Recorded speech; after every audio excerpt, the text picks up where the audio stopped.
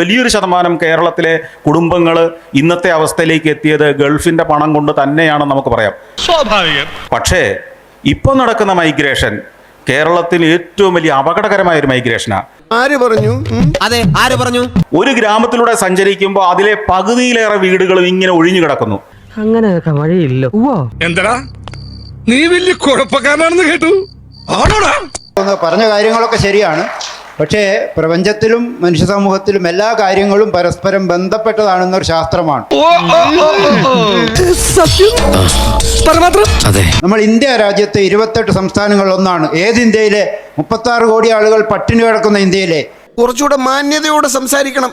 ഞാനൊരു സെലിബ്രിറ്റിയാണ്, അത് ഓർമ്മ വേണം. ഇറ പറയുന്ന നിനക്കില്ലേലും കേൾക്കുന്ന എനിക്കില്ലടാ ഒരു ചളുപ്പ്. 35 കോടി ആളുകൾ നിരക്ഷരായ ഇന്ത്യയിലെ, കോടാനുകോടി കുട്ടികൾ സ്കൂളിൽ പോകാത്ത ഇന്ത്യയിലെ ഒരു സംസ്ഥാനമാണ് കേരളം എന്നതുകൂടി കാണേണ്ടതല്ലേ എന്നാണ് ചോദ്യം.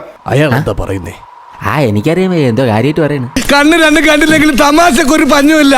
ഇപ്പൊ കർണാടകത്തിൽ ആളുകൾ പോകുന്നത് അവിടുത്തെ ആളുകൾ സ്കൂളിൽ പഠിക്കാത്തത് കൊണ്ടാണ്. ആണോ?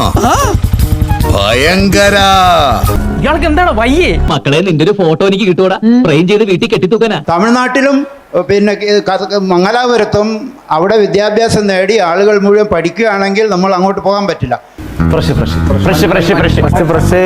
എത്ര സമയം സംഘടന തുടങ്ങിയിട്ട്? കുറച്ചു നേരമായി. ഞാൻ കുറച്ച് ലേറ്റ് ആയി പോയി. 100% സാക്ഷരത 33 കൊല്ലം മുമ്പേ നേടിയ കേരളത്തെ, ഒരാൾ പോലും പട്ടിണി കിടക്കാത്ത കേരളത്തെ, മുഴുവൻ കുട്ടികളും സ്കൂളിൽ പോകുന്ന കേരളത്തെ മനഃപൂർവ്വം പറയണതല്ല, ജന്മനാ വിദ്യയാണേ. ആരായത് നിന്നോട് പറഞ്ഞത്? ആരും പറഞ്ഞതല്ല, ഞാൻ ചുമ്മാ ഊഹിച്ചതാ. നിങ്ങളെ ചർച്ചയൊക്കെ നല്ലത് തന്നെ. പക്ഷെ ഇത് മാത്രം കേട്ടാൽ കേരളം എന്തോ നാളെ മുടിഞ്ഞു പോകാൻ പറ്റില്ല. പതിവ് പോലെ എന്റെ പെർഫോമൻസ് ഗംഭീരമായിട്ടുണ്ട്. എവിടെ ഇതൊരു നടക്കി പോണ ലക്ഷണില്ല. ഞാൻ ഇവന്റെ 2 വാങ്ങിച്ചിട്ടേ പോവുള്ളൂ. ഇന്ത്യയിലെ, ലോകത്തിലെ നരകമായ ഇന്ത്യയിലെ സ്വർഗമാണ് കേരളം എന്നുകൂടി അതോടൊപ്പം പറയണം. ഞാൻ വിശ്വസിച്ചു.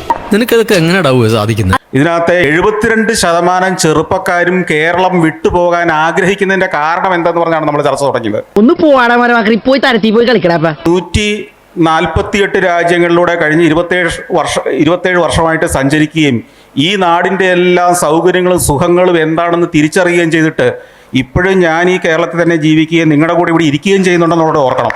വല്ലാത്ത തലവേദന, ഞാനൊന്ന് കിടക്കട്ടെ. ഞാൻ നാട്ടിൽ വിട്ട് പോകണമെന്ന് എല്ലാവരും പറയല്ല, ഈ നാട് വിട്ടു പോകരുതെന്നാണ് സഞ്ചാരത്തിലെ സഫാരിയും കാണുന്നത്. അങ്ങനെ വരാൻ വഴിയില്ലല്ലോ. പക്ഷെ അങ്ങനെ വന്നല്ലോ. സാർ, ഇടയ്ക്ക് സഫാരിയും കൂടെ ഒന്ന് കണ്ടാൽ ഞാൻ എന്തൊക്കെയാ പറയുന്നതെന്ന് മനസ്സിലാവുകയും ചെയ്യും. ഇത്രേ ഉള്ളൂ ഞങ്ങളുടെ ബുദ്ധി. ചീറ്റി പണ്ടാറൊടുക്കി പോയി.